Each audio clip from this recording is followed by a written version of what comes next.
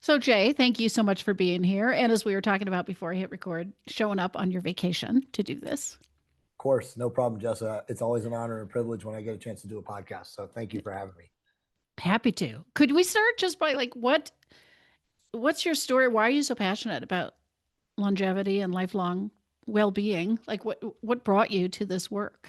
I've been an athlete my entire life. First off, I was the oldest of nine children, and I've always just been hyper, ultra competitive person and played basketball and baseball and soccer in high school. And then I played basketball in college. And then I had a small cup of coffee playing professional basketball for a year outside of college. And then playing competitively still, even in my late 20s, I was playing in an adult men's basketball league. And I got kicked in the testicles in the game. And I checked myself out of the game, but about 8 weeks later, I was really, really run down. And to fast forward a very long story, I went to a PPO doctor at the time. I was working for the Los Angeles Times as an advertising salesperson. And he referred me to an endocrinologist who happened to be a world renowned Harvard educated endocrinologist who was way ahead of his time, named Dr. Raymond Scruggs.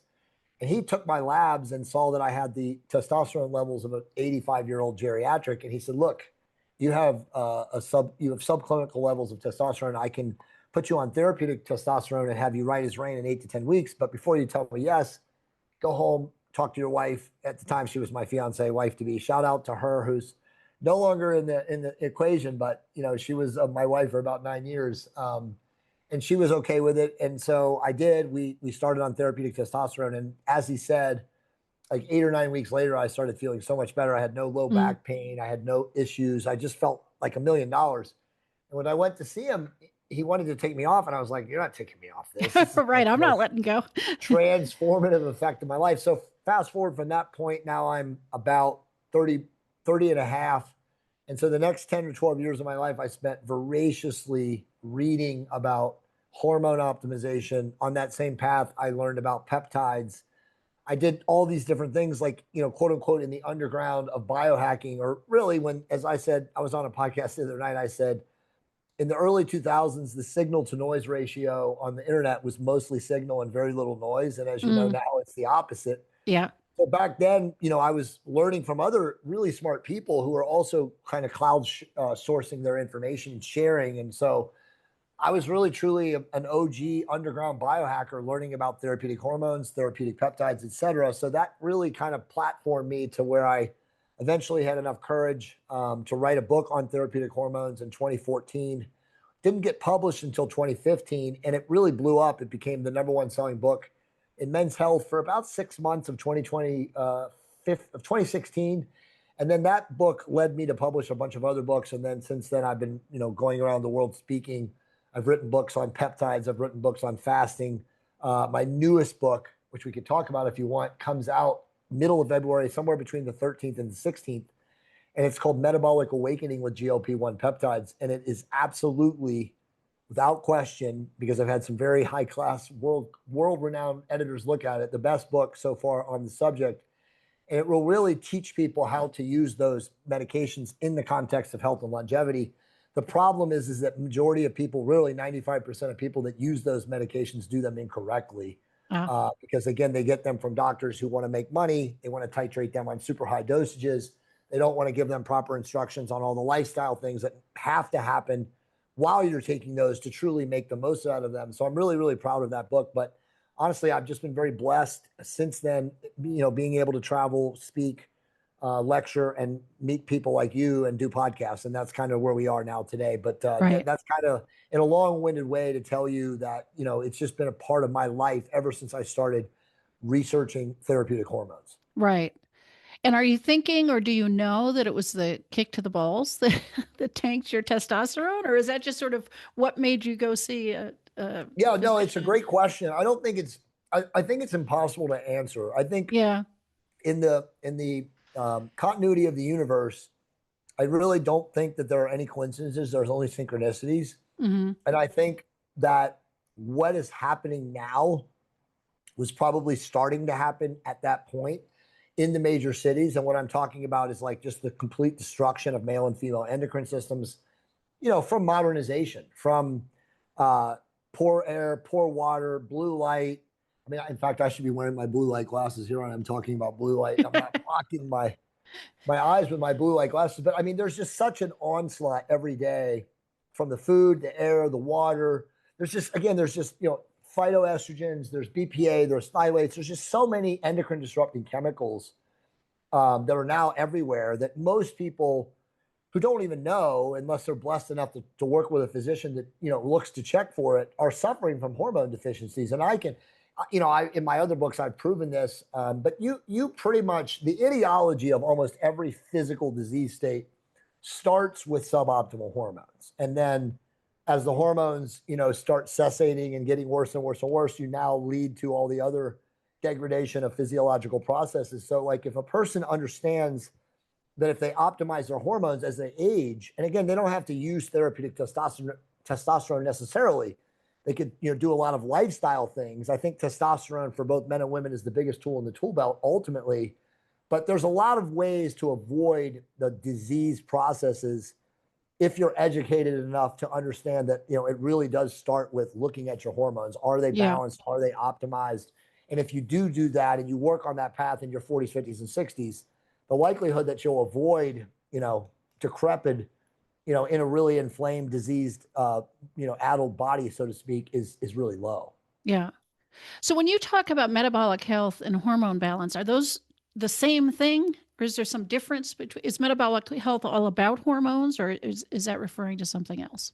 It's slightly the same. It's slightly different. Like you can be metabolically healthy and still have a hormone deficiency, but most of the time, if you are metabolically healthy, it's likely that your hormones are functioning optimally. And maybe not optimally, but functioning well enough that you could get them to optimal.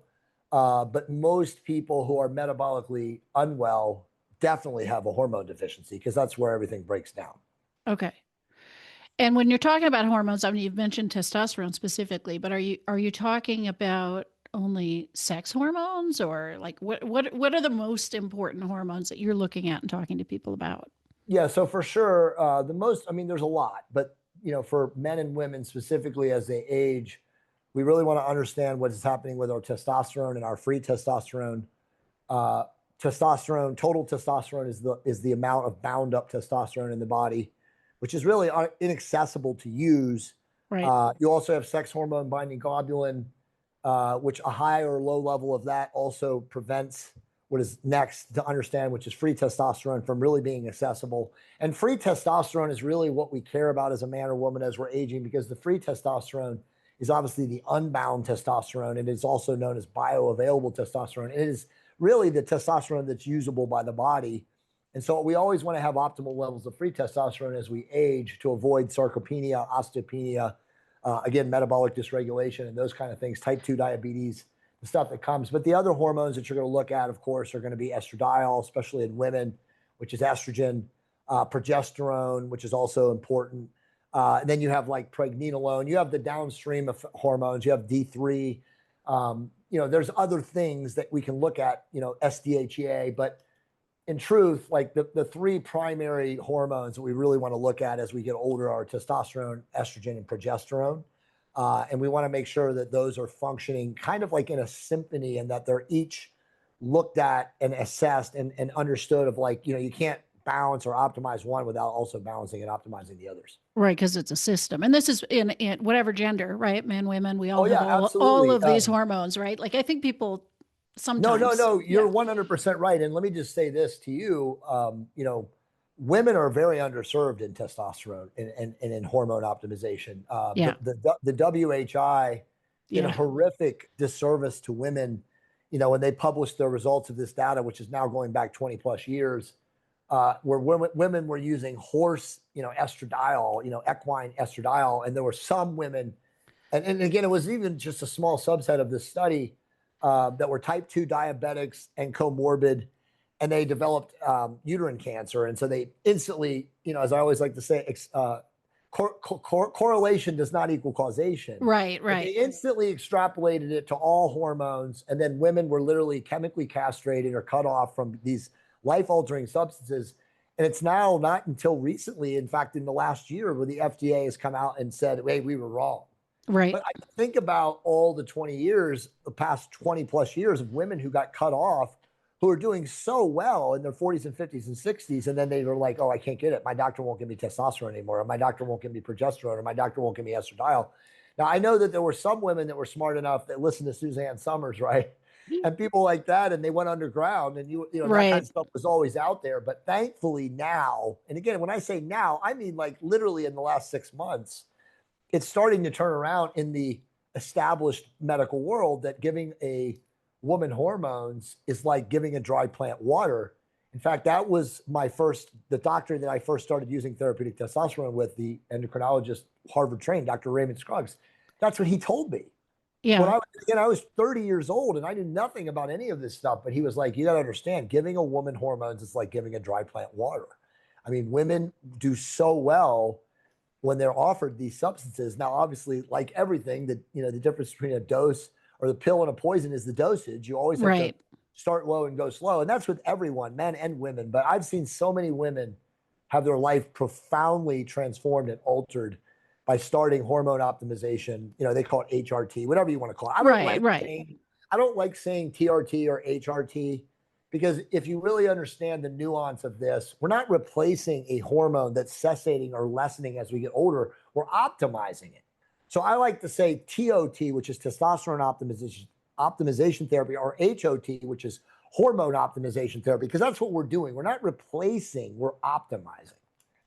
Although in menopause, our production of some of this stuff does cease. So I can see where replacement came from, No, yeah, but 100%. yeah. No, 100%. And that's a good point, because before there was even a known aspect of andropause, right? Andropause is menopause in men. It's the Right. same exact thing, right? It's the lowering of natural circulating free testosterone in both men and women, and then of course other hormones as we age. But there's no reason that you can't optimize or balance by supplementing. Right. And so now we have a lot of really smart people that do know how to do this. Thank God. Not enough, unfortunately.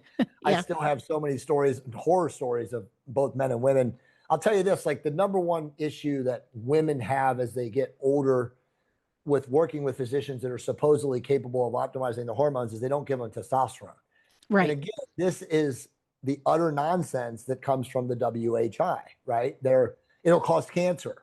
It'll cause ovarian cancer, uterine cancer, fibroids. I mean, I've heard it all.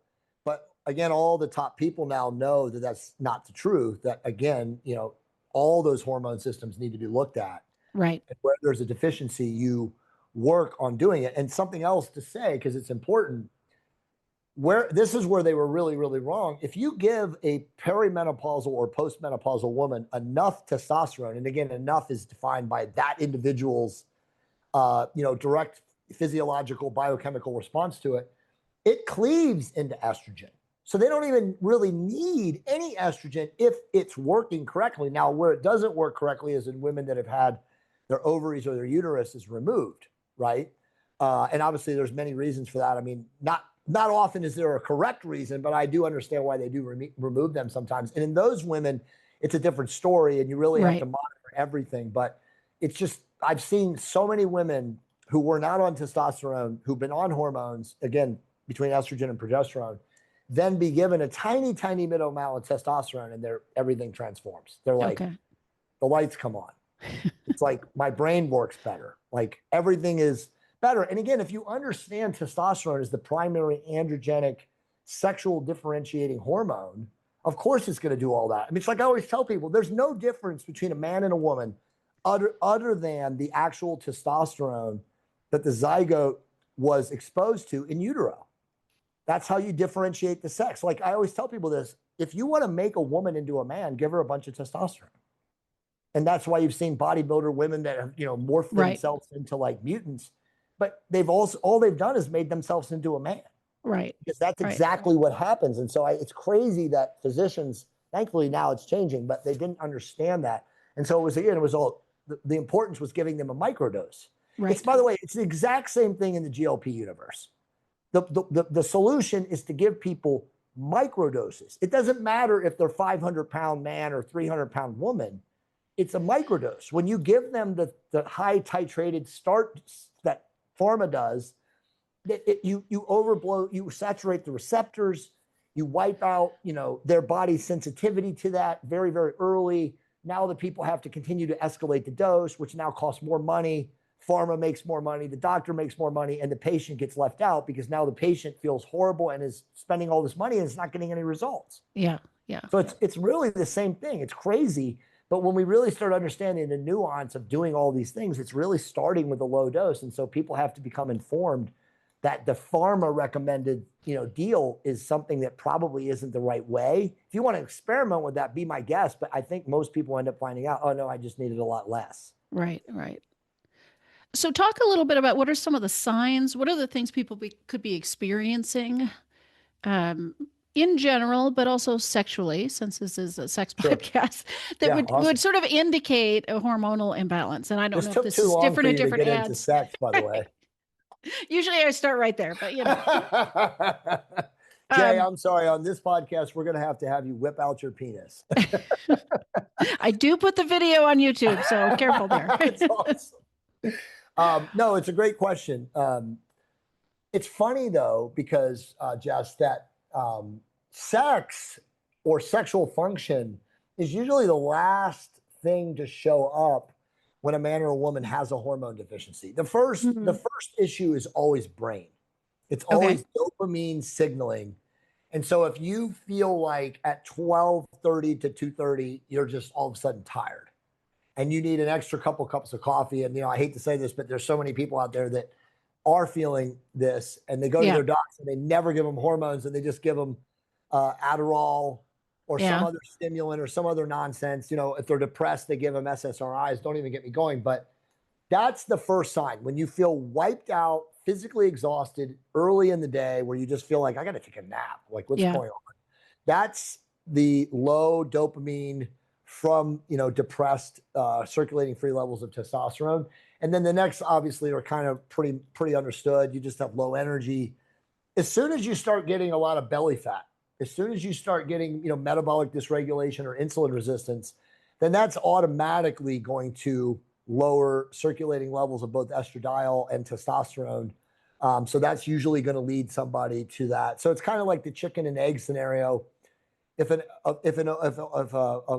insulin resistant, metabolically calm, deranged person really does want to get better and they want to improve, it's a double-ended sword or a double-edged sword in that you almost have to give them the therapeutic hormone so they have the energy, right? Like you could probably give them some peptides like mitochondria. We can talk about that. Mitochondrial optimizing peptides will also give them the energy, but it's really, really hard to get a person who has, let's just say, typical 50-year-old guy with a big belly.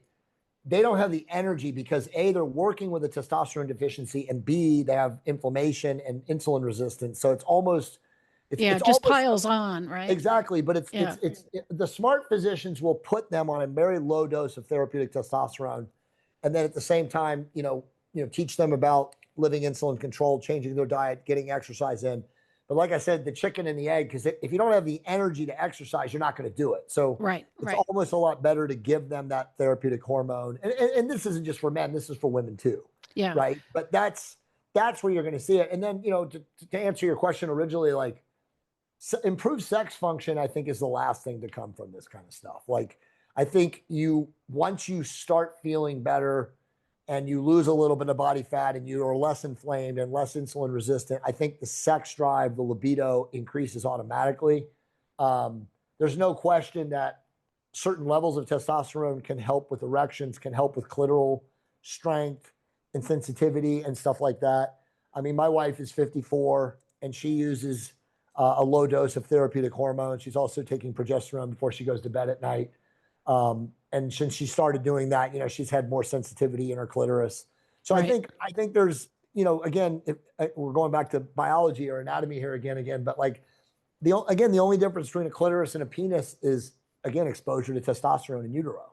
Right. Because a woman who's given all this crazy amount of testosterone, their clitoris will get to like engorged to where it's almost like an appendage. Right. So it's like, this is what happens. So I think, for women that are using hormones, I think there's a balance of getting to a level where like, wow, I have awesome clitoral sensitivity, my orgasms are improved or more sensational or longer or whatever like that, and then not feeling like my clitoris is getting too big. I don't like the way it looks or the way it, Right, right. I don't know any woman that doesn't like the way it feels, but maybe the way it looks might be not what they want.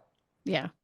In my experience, I mean, again, I'm a sex therapist, so this is what I talk to people about, but it does seem like the changes in sexual functioning, maybe more for men, but in general, and then the changes with menopause, where the tissues and the functioning does change, that's often a driver to seek out hormones. I don't know how many people are actually looking at this when they're just tired Yeah. or when they have the belly fat. Like I think they're waiting for that last thing Yeah.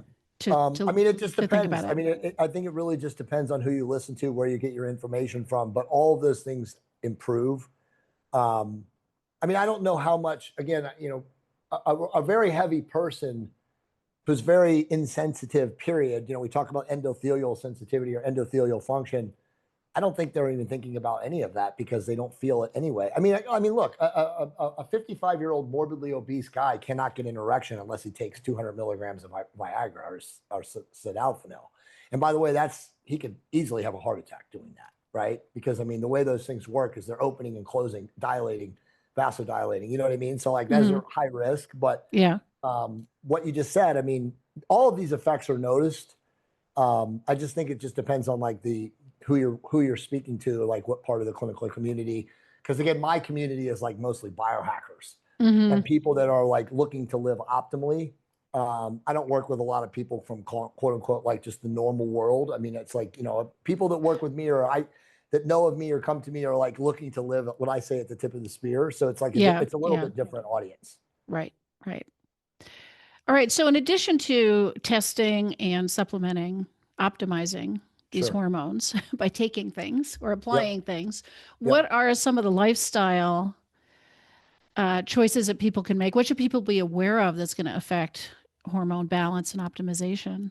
Yeah, it's a great question. I mean, again, it's diet for the most part. Um, if you live in, well, how do we say this? Like it's tied. Your diet is tied to your leanness. The leaner, and this is statistically proven, the leaner you are as you age, the longer you will live, and that is a fact because lean tissue cannot be inflamed. It's very difficult to get an actual disease state. Almost all of the diseases of aging come from levels of inflammation, which obviously lead to cellular degradation. And then the cellular degradation creates one of the quote unquote diseases of aging. It could be type 2 diabetes, could be type 3 diabetes, which is Alzheimer's or dementia. And then it could obviously be vascular illness. No one ever talks about, having, we don't, when we hear of a heart attack, it's just like, oh, that person had a heart attack. But heart illness is the number one killer of humans, right? Hmm. By the way, the second number one killer is doctors practicing.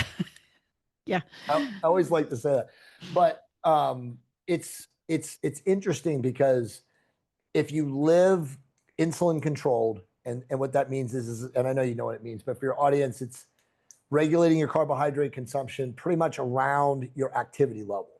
So if you do that, that's the number one thing you can do naturally to avoid too much body fat and avoid levels of inflammation that are obviously leading to disease. And then, like I said, obviously exercise, right? I mean, as an aging person, you should be doing a combination of resistance training and cardiovascular training. Resistance training to really become insulin sensitive, because the more muscle, the leaner you are.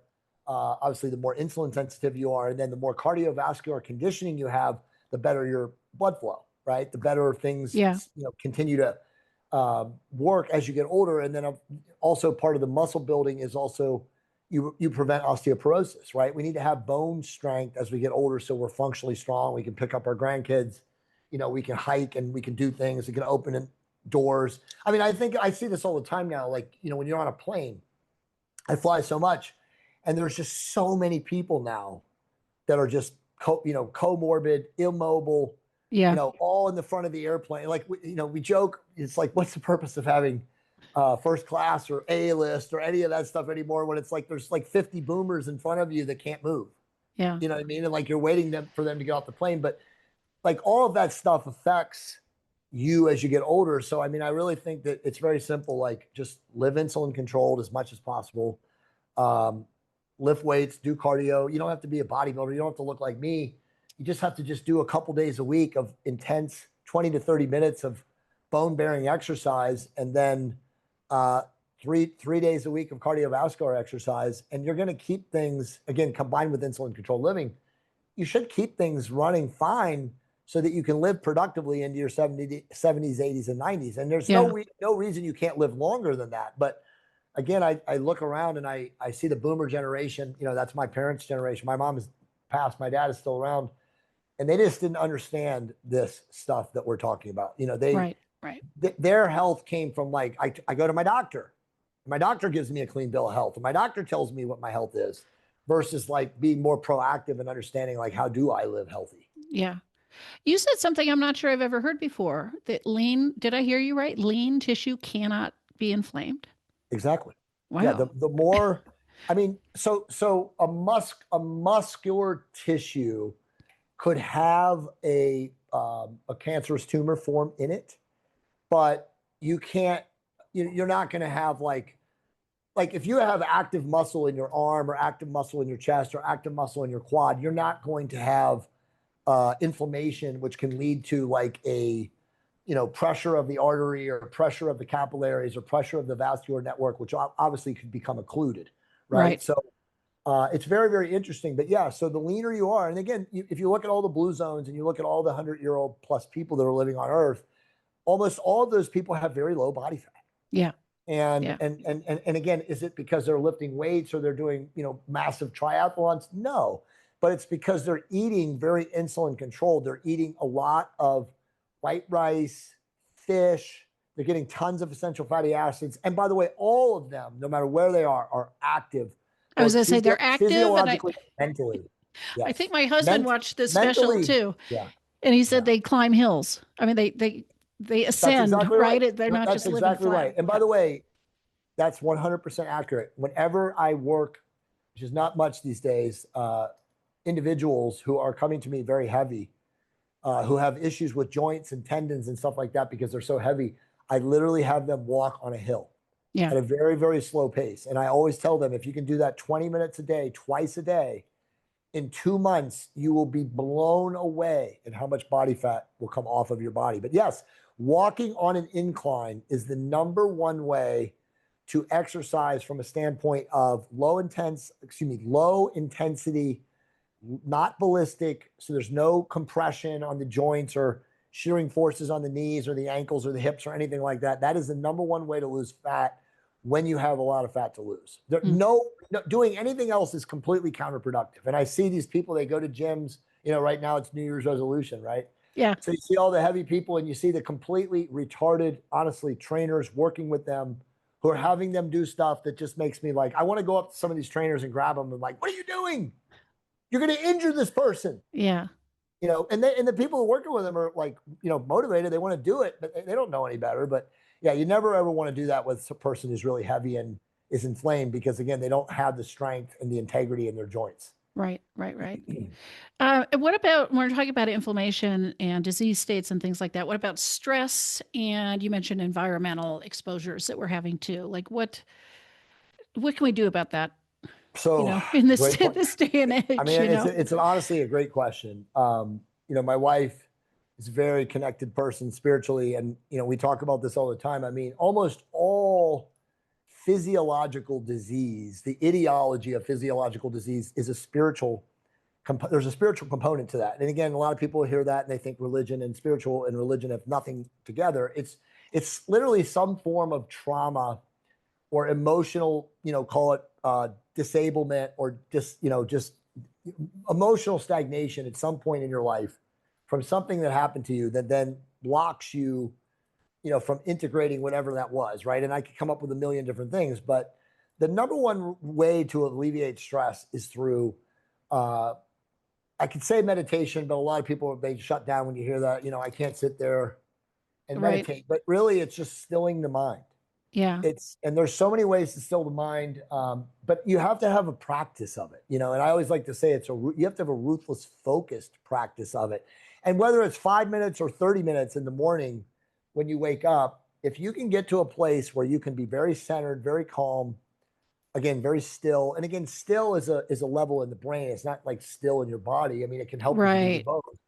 But just where you really are in a place where, like I call it no mind, where you're allowed to like filter, the drunk monkey mind is not screaming at you that you have to pay this bill or you have to work with this person, where you're just sitting there in, again, no mind, understanding that you're so much more than your body and you're so much more than your thoughts, and that you are what I call, an infinite being, in a world, or an infinite universe. And so if you can do that, for 15, 20, 30, obviously 30 a day would be great. But for most people, they don't have the time initially carved out. Just do it for 5 or 10 minutes. For me, it's every single morning. I'm obviously I'm not home right now, but when I live in Tampa, Florida, I go out with my dog, and the very, very first morning light, I'm out in the backyard with my dog. My dog literally meditates with me. Now, I granted, was I'm a going to say, meditator.